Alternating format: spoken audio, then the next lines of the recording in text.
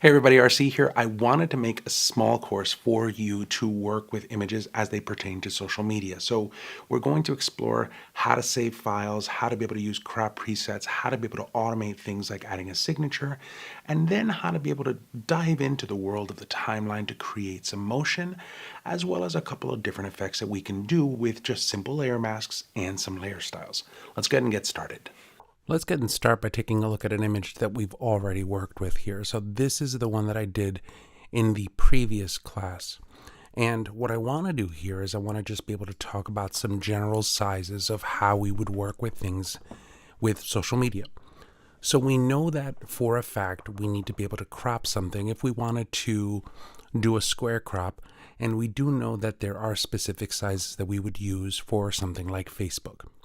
So let's cover how to be able to do that. Inside of here, you have your crop tool. And notice that the crop tool has a series of presets. Those presets can be found here at the very, very top. So you could set it for ratio, then you could have a specific ratio here. If you want to be able to clear most of that stuff, you can click on clear. You can right click here and then select reset crop. That will give you your general space. Now, if I wanted to be able to do the traditional square post that I want to use for Instagram, what I could do is I can go right here and notice that there's a 1x1 square.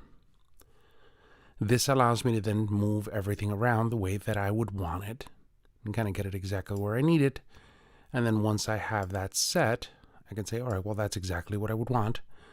I can double click and hit OK.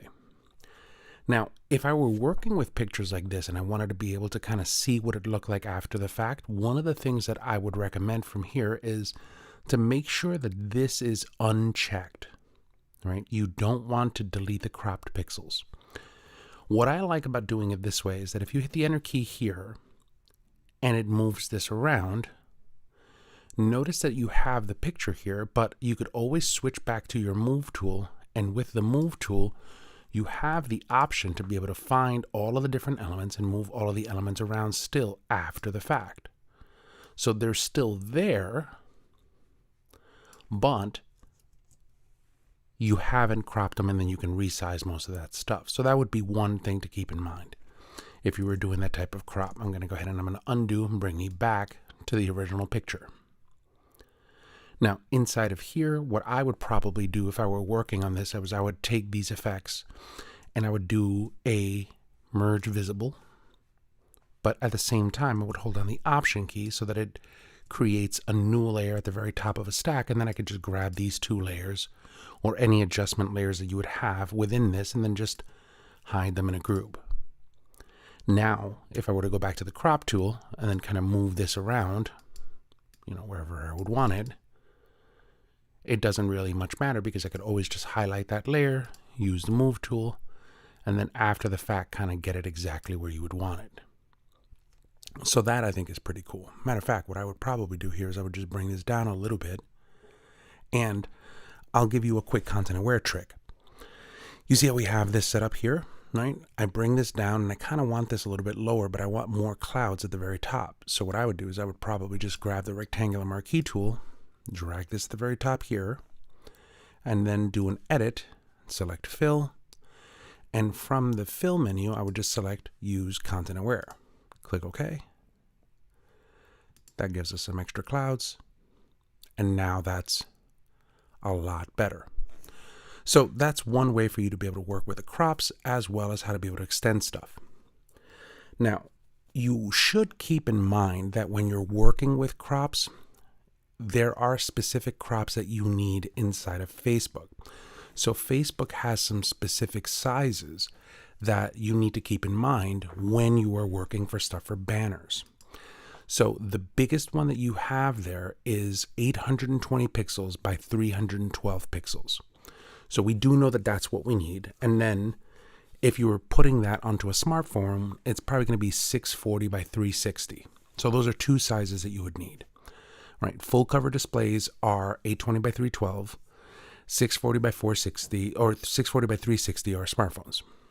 Now, what I would do here is I would use the crop tool, and having the crop tool set, instead of using one of the presets here, you could create a new crop preset. Let's go ahead and make a new crop preset for ourselves. So what I'm going to do is I'm going to click on the drop down here. And instead of that, see how we have some presets here? Watch what I'm going to do. I'm going to come over here and I'm going to go to width, height, and resolution. So now inside of here, we know that we need the top to be 820. And we know that we need the bottom or the vertical to be about 312. So that right there is your Facebook banner picture. And to keep it on the web, I'll just go ahead and I'll keep it at 72 pixels per inch. So those are the settings that I need. Now, if I have that set, I'm going to click on the drop down and I could select new crop preset, and that will go ahead and create an 820 by 312 at 72. So I can come over here to the presets and I can just select Facebook. So that's that main one. Hit the enter key, and now watch. Under here, you have one that says Facebook. Click on that, and that gives you that one. But we do know that for mobile devices, they want one that's 640 by 360. So if it were me, what I would do is I would make sure that you have this set up for the mobile device, because a lot of the people are just going to be taking a look at your stuff more on the mobile device. So let's go ahead and come back over here. I'll type in 640, tab, 360. We have that set there. And then once we have that, that's 72 pixels per inch, I would come back over here and I would set a new crop preset. And I would say Facebook mobile, 640x 360 72. So now there's our two crop presets for Facebook. Now all we have to do is just kind of align this where we want it, hit the enter key, and once you have that, there's our picture, right? And that picture's ready to go for Facebook. All I did was just went to view at 100%. So view, zoom out, I went to view at 100%. I see what it is. If you look right here under image, you go to image size. And under the image size, it tells us, there it is, it's 640 by 360 at 72. So all of that looks pretty good. Now that we have that set, I can go ahead and I can save a copy of this. Now, for me, I find that a lot of the times what I want to be able to do is I want to be able to save this at the highest resolution possible. So I would choose one of two different options for this. I would either save it as a JPEG of the maximum amount of size, or I would save it as a PNG. So from here, I'm going to click on File, and I'm going to go to Save As. And under the Save As menu inside of Photoshop, you'll get whether or not you want cloud documents or on your computer. I want to save this on my computer. So I'll go to my desktop, and let's just say that that's where I want to be able to save it. And I just say Facebook-cars. And I want to save a copy of this file. So to do that, what I'd like to do is I'd like to come over here and click on Save as a Copy. Now, from here, this is where I would just go ahead and save this, and I would set this as a format of JPEG. Once I have that format saved as a JPEG, I'm going to click on Save, and inside of here, I would set my quality to the largest possible file, and then click OK. So now, if I were to take a look at my desktop, you'll see that I have a file that is exactly the size that I need for Facebook. But there is one thing that I want you to take a look at before you do that. That has to do with your color settings. Right? Depending on what file you're working with or how you've imported this, you should also make sure that you use a color mode that's going to be the widest possible for a display. And in this instance, a lot of that stuff has to deal with being in sRGB, right? So what is this color mode, right? What are we looking at here? So what I'm going to do is I'm going to go to Edit, and under the Edit section, I'm going to go into Convert to Profile. Once I click on that, you'll notice that my source mode is set to Adobe RGB, right? Which is okay, but you may see some color shifting when you're working with this image. So I would recommend that you take that and you make the destination space something like sRGB. So the sRGB is going to be something that is going to be great for looking at stuff inside of the web. From conversion options, I would leave this as ACE, and inside of here under the intent, notice that you have perceptual, saturation, relative colorimetric, and absolute colorimetric.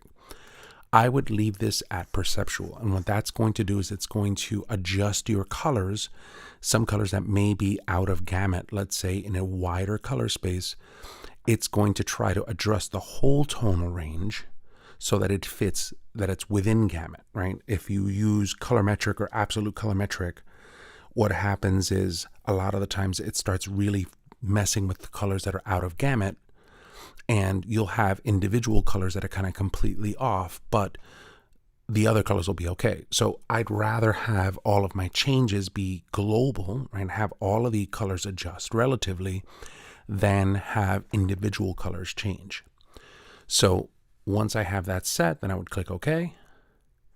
Now that I have that set here, so I'm going to click on File. I'm going to click on Save As. I'm going to go back here, save on the computer. I'll save a copy, and then I'm going to come back over here, and then I'm just going to call this Facebook-cars. And from inside of here, I'll go ahead and I'll switch, and I'll go to JPEG. So that would be one option that I would have here. I'm going to go ahead and click on Save.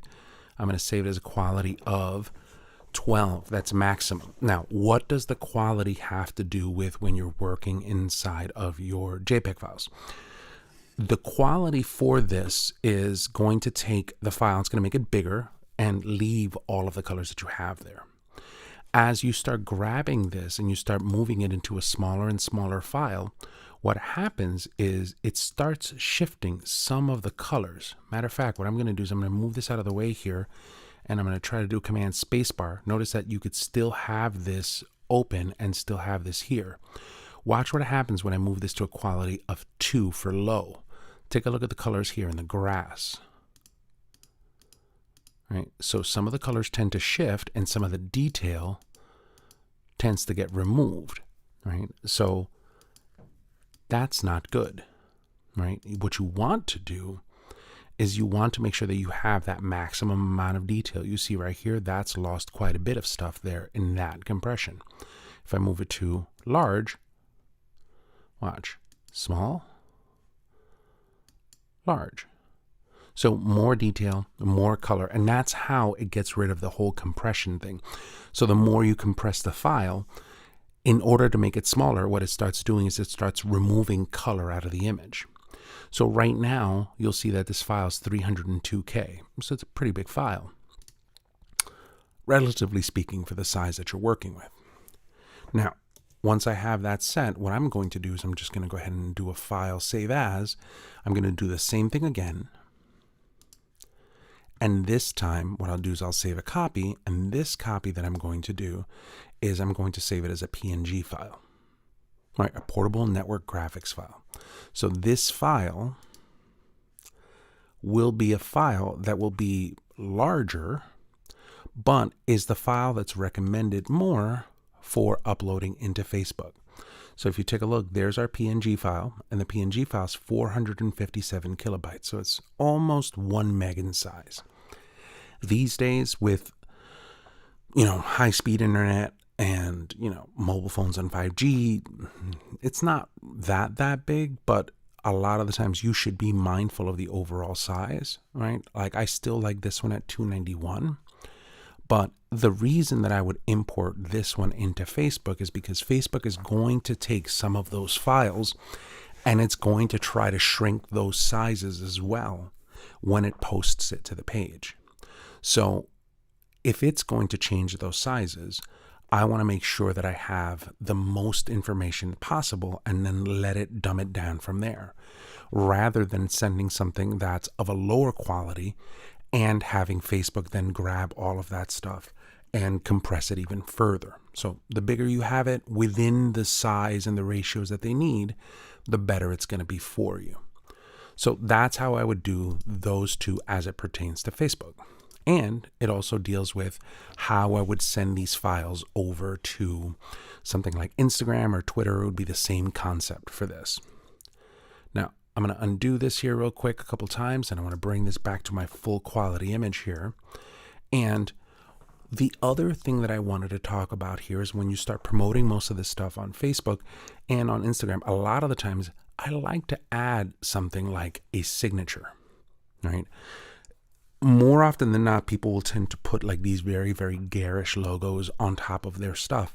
And I think it takes away a lot from the picture. Whereas when you're working with a signature, I think that the signature is actually kind of cool, right? It makes it look a little bit like an artwork. So I want to walk you through how I do that and then how I work with that using actions. Now, I'm going to go ahead and just open up a file here, and I have a file. Obviously, I'm not going to give you my signature, but you'll see what I'm doing here. So I have a file, and all I did here was I took a sheet of paper and I just wrote out my signature, right? I took a stack of papers because you want kind of a little bit of depth on the paper. Like you don't want it to just be on a piece of wood. It doesn't look very good. So you have a stack of papers. There's a little bit of cushion in the paper, and the ink kind of works a little bit better with that cushion. The other recommendation that I would have for this is I would also probably do something like using a Sharpie, but I would use a thin Sharpie, not a big Sharpie, because you do want it to look kind of like a signature. Once you have that set, the next thing that I would do here is I would grab this file. I'm going to zoom in here so I can see what I'm doing, right? It's very low quality. And you'll see that there's a lot of breaks in it, right? So I'm going to unlock this. And once I have that unlocked, I'm going to go to Image, I'm going to go to Adjustments, and under Adjustments, I'm going to go to Threshold. And in Threshold, you'll see these sliders, right? And it shows us there's a whole bunch of white, there's a whole bunch of black. Think of it as a kind of like an over simplified levels. Right? Just one button instead of three. So I can grab this button, and now watch what happens. If I drag it over to the right, I start introducing stuff. If I drag it over to the left, I start getting less. So I would grab this and just move it until you kind of thicken up a little bit of those lines. That can give you a little bit more to work with. Click OK. And now look. It just thickened those up a little bit. Now, the other thing that I want to worry about here is I don't like how this looks in terms of the white background. So for me, what I would do is I would just select the magic wand tool. I would leave my tolerance to something like 20, and I would deselect all of the contiguous sections. By doing that, I can then go in here and then just click, and you'll notice that it selects all of the white for that image. At that point, I can just delete and then deselect. So there's our signature. It looks rough. It looks like it's a little bit more natural. And if I wanted to, what I could do is I can go over here under the image size, and let's just say I make it, I don't know, 1500. Right. Now I have a much bigger signature for me to work with, and it looks natural. Once I have that set, I'm going to single click on File, and I'm going to save 2 copies of this. Right? I'm going to go to Save As. I'm going to save it on my computer, and I'm just going to put it right back in the signature, and I'm going to save a copy, and the copy is going to be a PNG file because I want that transparency. So I'll call that RC Signature Black. I'll add a dash here. Now that that's done, having this all set, I'm going to do Command I. Now I have a white signature. I'll go ahead and I'll do another Save As. And from inside of here, I'll save that on the network. I'm going to save a copy, and I'm going to save it as a PNG. And then I'm going to call that RC Signature dash white. Once I have that set, I can go ahead and I can close this file. I don't need that because I have those copies. Now, what I want to do is I want to add a signature to this file. So to do that, I can go back into my Finder, and you'll notice that I have a section here called My Signature. And I have a black one and I have a white one. If I want to add that to the file, I can just go ahead and click right here and drag it into this one area. And notice that it places it in the center. From there, I can go ahead and I can just move this down, transform that, hit the Enter key, and then once I have that set, I can use my Move tool to kind of push it there. And if I want, I can go ahead and grab the opacity and bring the opacity down. So it's 49%, it's been transformed, it's been moved into that one area. Not bad. Now I would go ahead and continue the Facebook thing. So what do we want to do from here? I like this. I like the concept of doing this, but could I automate some of this stuff? I could. This is what I'm going to do. So you probably wouldn't have all of these if you're working, right? So you probably would have a file, the file would be finished, and you would have it merged and you'd be ready to go, right? Matter of fact, if you were opening up a graphic and you were moving that graphic into, let's say Facebook, this would already be something that would just be a background layer, just like that. So let's walk through the process of how to be able to do that and automate that very quickly inside of Photoshop. And to do that, what I can do is I can go over here under Windows, and there's a section here called Actions.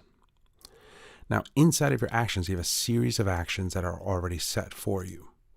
I'm going to create a new set for myself inside of here. I'm just going to click on that little folder icon, and I'm just going to call it Social Media Actions. Once I have that set, I know that I'm going to want a signature and a Facebook export. So I'm going to click on this little plus sign here, and that's going to create a new action, and it's going to be called Signature. And I'm going to click on Record. So now it's waiting for me to be able to do something. From here, what I can do is I can go to File, and I'm going to go to Place Embedded. And I'm going to look for the signature that I'm looking for. Once I have that set, I'm going to click on Place. Notice that it places it right in the center of this. And I have an option to be able to scale it here 100%.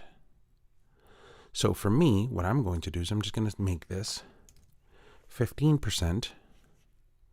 Or actually here, let's try 20%. And now that I have that, all I have to do is just grab this, move this over here, and then grab my opacity and drop the opacity. So it's moved it, it's placed it, and then it's set the opacity. And now I can hit stop. So that takes care of a lot of that stuff for us. So now if I go over here and I click on this and I delete this, I could always just come over here, and I'm going to probably change this. Instead of making it signature, I'm going to make it signature white. Now I can single click on this file, and if I were to click on play, it automatically places it where I want to. But we can add to this kind of functionality here, because watch this. What if I were to create a Facebook post first, right? The crop for Facebook. So let's go ahead and create a new action here, and let's just call this Facebook crop. I'm going to click on record. Then I'm going to take this here, and under my crop, I'm going to use the Facebook mobile. There's the Facebook crop. I'm going to hit the Enter key. And now, once that's done, I can go ahead and do a file. Oh, let's go ahead and just see this real quick a little bit better here. I'm going to hit it to 100%. And now once I have that, now I'm going to do a place embedded. I'm going to take that file. Notice that that is now a lot bigger because the graphic is smaller. So I'm going to put it about 18%. I'm going to use my move tool, bring it right there. And then once I have that, I'm going to drop the opacity of that because I don't want it to be too garish there. And then once these are done, I'm just going to go to layer. I'm going to flatten the picture. And then I'm going to stop. So it does all of that for you. Now, once we have that set, let's go ahead and do this. I'm just going to go back here a couple steps in time and bring me right to the background, right? The way we had it before. So now here's my graphic and I'm like, all right, well, I have the picture and it's ready. I want to be able to send it over to Facebook. How do I do it, right? Now I have all of that stuff set up here in one section and I can just highlight Facebook crop, hit play, done. So now that picture is small. It has a signature. It has all of that stuff set up. And all I have to do is save that out. So that part I think is pretty cool because what it does is it automates all of that for you. Makes it a lot easier. Those are things that'll speed things up as you post stuff on Facebook. But now that we have a lot of that automation, probably a couple of things that you should keep in mind is that this automation that I have here should be quantified, right? It should be a white signature, right? And now if I were to go back here a couple steps, right, I would do something that's very similar to this and add a black signature, right? So I can go ahead and I can click on this and let's see, let's create a new one here. And I would call this Facebook black signature. And once I have that set there, again, do the same thing. There's our crop. Once I have the crop, then I would go, let's just zoom in here so we can see what we're doing here. Then I would go here, I would place embedded. Then I would grab the black signature. I knew that that was about 18%. Once I have that set there, I'm going to use my move tool, get that exactly where we would want it. Then once that's there, do a Command E for flatten, merging the layers. Matter of fact, I like using flatten image because flatten image will turn it into a background layer, which then avoids the whole having to save it as a JPEG or save it as a PSD file. So once you have that, there's our black signature. Now, let's go back a couple steps, bring it back to the beginning. All right, zoom out here so we can see what's happening. Now we have both. Once I need this, I can just click, boop, and now that's done. And it's ready to go. So you have a black one, you have a white one. The things to keep in mind when you're doing this is these actions are going to look specifically for that signature in a specific folder. So a lot of the times what I do is I keep my signature in a folder specifically on my drive. I'm not going to show you where, but I keep it always on that drive. That way, when I make the action relative to where that signature is. And I think that that helps because now you can just kind of automate all of that stuff for you. Good. So now that we have that all set, I'm just going to undo here a couple times, and then I'm just going to bring this back out. Just a couple of other things that I think that you should know. When you're working with social media graphics, that's great. Now you know that it's 72 pixels per inch and you're working with most of that. A lot of the times, if you were sending something and you want to send something, let's say over the to an iPhone, right? They have high pixel screens. So for me, what I tend to like to do for this is inside of here, I'll go ahead and I'll set a crop. And what I want to be able to do is I'm just going to go ahead and I'm going to clear width, height, and resolution. I'm going to reset the crop. And inside of here, instead of width, height, and resolution, I would just set this to about 150 pixels per inch, right? And then that just changes that by just going into image size, and notice that automatically it just makes it 150. Now, I take it further because inside of here, usually what I'll do is I'll take this and I'll set it so that, here, I'm just going to add and just reset this crop here. I'll clear my ratio and reset my crop.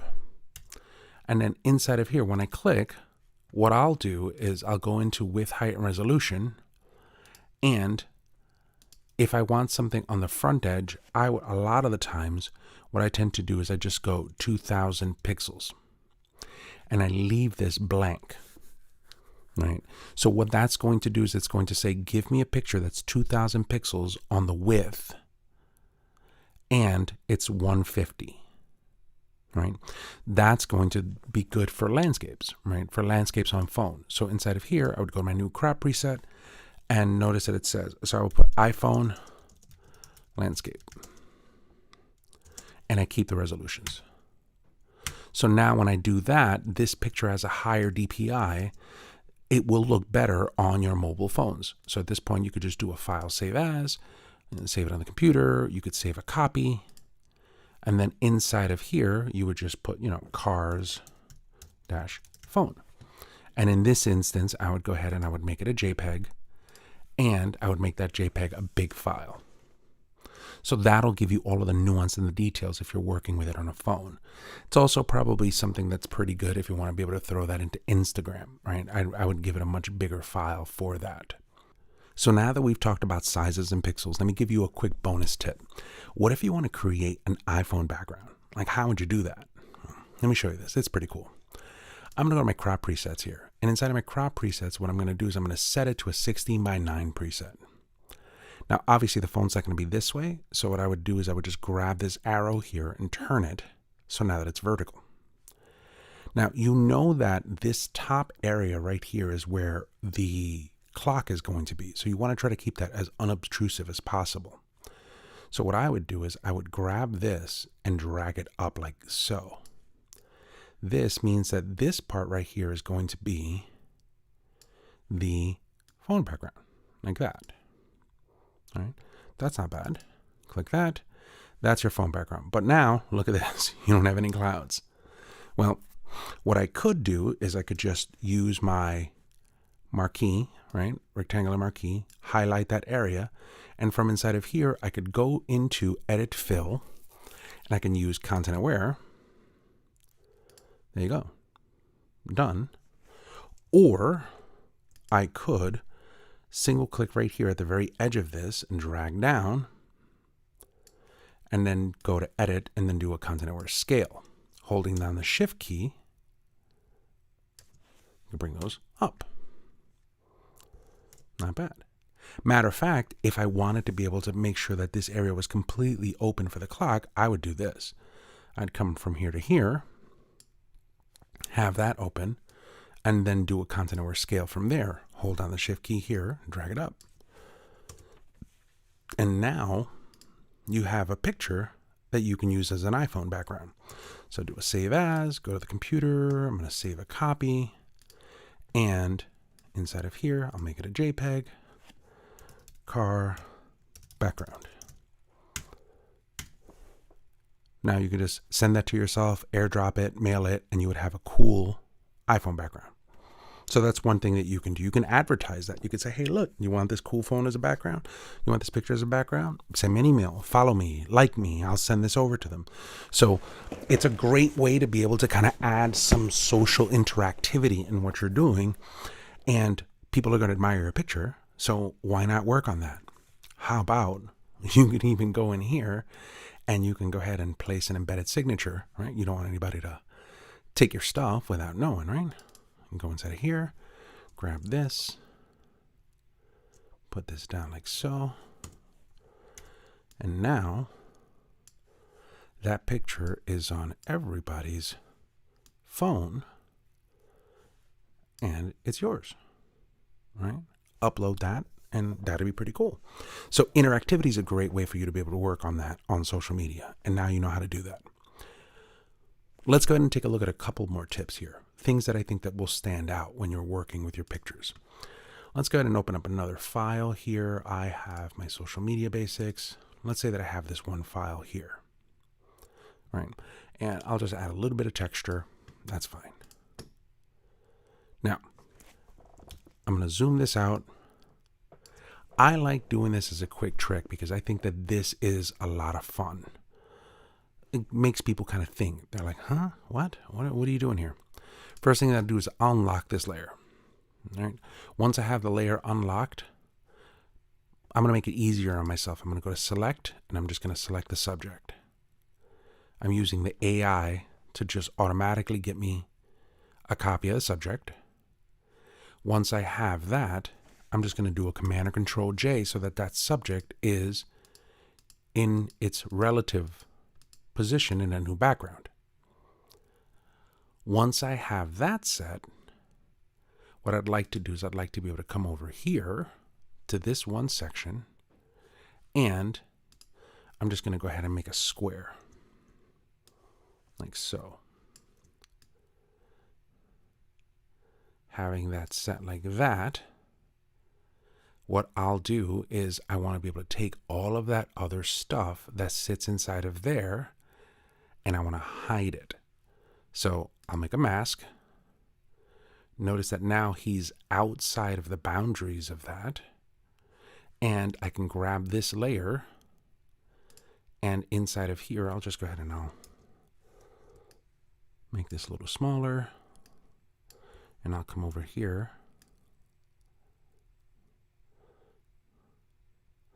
And I'll just hide this one section, right? You can do this a lot better than I can right now, right? I would use a much harder one, or here is another better way, right? Use the pen tool and create a path right around this one section. Right? You can use your magnetic lasso tool if you're good at the magnetic lasso tool. I just happen to be okay with the pen. So then once you have that set, I'll make that a selection. And then having that mask there set, I'm just going to go ahead and just hide that. Now, he's popping out of that box. What I could do is I could just grab this, make a solid color, and I make that solid color, let's say black or white. And now look, it looks like he's actually coming out of his frame. Now, the good part about that is that when you post that onto Instagram, if you're using a black layout, that's going to stand out. And inside of here, I can go ahead and I can set this to a 1x1 square, and I can move this, let's say, out like so. I want to make sure that I include all of him, right? So that's one way for him to kind of pop out of the frame. So it looks like he's kind of stepping out of that one section, right? I can grab this now, this mask, and I can do a Command T. Notice that I unlinked it, and unlinking the mask, I can kind of move this right there, move this up to here, move this out to here. And now, let's see, maybe bring this mask down. All right. You know what? I'm not going to do a 1-to-1. I'm just going to reset this, and I'm going to bring this down right to here. What I like about this is he literally looks like he's popping out of the post. So when somebody sees this post, they're going to do a triple click. They're like, wait a minute, he's inside the post, he's outside the post. Like, how is he doing that? Right? And all it is just a copy with a mask on a black background, which I think is pretty cool, right? So taking some of those elements and moving those elements around like that, I think would be very great. Now, if you want to do something else, right, type I think is also very important when you're working with this. So I would encourage you to set up some sort of type. So inside of here, I'm just going to use my type layer, and I'm going to click and release. And you'll see that there's some type. Now, I'm just going to put Shazam, right? Command A to select that, and then I'm going to increase my type right here. Now, I did a Command Enter so you could see it, and I'm going to move this over here. Switching back into the text tool with the text tool selected, look, you can click right here and change this to white. And you have the option to click down here through all of these. Matter of fact, here, I'll just do this again. Highlight this, and look, I can just hit the down arrow, and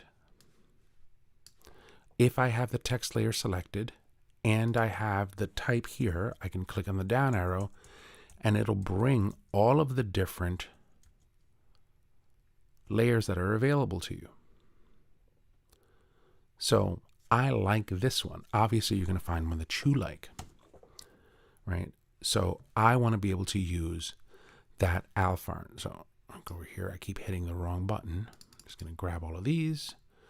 I know what I found. I like that one. And now I'm going to move this over here.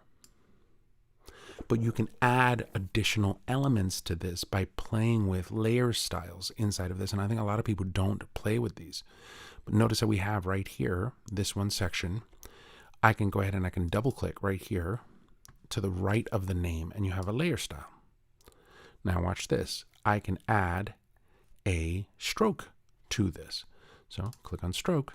There's our stroke. I can then take that. Once you highlight the stroke, I can click on the color here and I can match the color with that. And click OK, that's pretty good. Then from here, I can add a glow. Right? I can take that glow and take this color and use that color. Now the glow is a little hard, right? That has to do with this spread right here and this technique. I can take this and make it softer. And notice what happens if I increase or decrease the spread and increase and decrease the size. Not bad. I'm not a big fan of the white. So inside of here, I can go ahead and use my color overlay. And in the color overlay, again, I can click on this color. And rather than selecting colors, I would select colors from inside of here. Once you find colors within that family, you can go ahead and increase the colors as so. You even have the option to be able to add different types of glows to the inside of this. So you see that there. Now, I'm not a big fan of that, but here, you can bevel it. So now that you have all of these different effects that are just all pre-canned for what it is that you have here, you can click OK. And from inside of here, once we have all of these effects here, I can do a Command or Control T, and I can move this, and I can have it be just outside of that area. Again, I'm playing with the boundaries of that mask so that people could turn around and go, what? How did, what? Right? That's going to increase more interactivity. At any point in time, you could always go back into your type tool and notice you can select all of the different measures of type that you can use here, right? So it's all up to you. I can change the size, bring that down, and all of those styles will be there. So, pretty straightforward. I'm going to give you one more bonus tip. Let's say that we have this all set, right? I'm going to come all the way over here to the very top. Right? Actually, here, what I would do is instead, I would grab this. Let's save this on the computer. Let's save a copy. I'm going to put this over here. And I'm going to call that Shazam. Once I have that set, that looks good. Now watch this. Inside of here, I'm going to go inside of this adjustment layer, and I'm going to make the adjustment layer black and white. So there's our black and white adjustment layer. Now, what if we animated it? Watch this. I'm going to go to Window. I'm going to go to Timeline. That's going to bring up this timeline here. And I'm going to create a video timeline. So there's all of the different layers of this. I'm going to twirl down the black and white layer and notice that you have an opacity here. So what if we clicked on this little stop marker, and that's going to set a keyframe right there. And that keyframe is going to control the opacity. What's the opacity? The opacity is at 100%. And then what if we move our arrow just a couple frames over? And once we do that, I'm going to add another keyframe right here. And I'm going to take that opacity, I'm going to drag it down to 0. And now watch. If I go back to the beginning and I hit play, Shazam. Now, I can take all of that, and what I want to do is I want to be able to grab this because I don't need any more past that. I'm just going to bring it all the way over here. Bring this all the way over here. I'm going to do the same for this one. There's a whole bunch of stuff that you can do in the video side of it, but I just wanted to show you this because I thought this was pretty cool. All right. Now we go back to the beginning. Shazam. Not bad. So before we do this, I'm just going to go ahead and I'm going to go to my image size here, and I'm going to take this. I'm going to set my resolution to 72. And I'm going to make this, I don't know, 1500. Click OK. That'll make it a lot smaller. Now I'll go ahead and I'll export this. And I'm going to go ahead and render the video. And from inside of here, I've already set up the dimensions. So I could just make that Shazam. Leave the media encoder with a format of H.264 at high quality. It has the document size and the frame rate. Don't have to change anything else. Just hit render.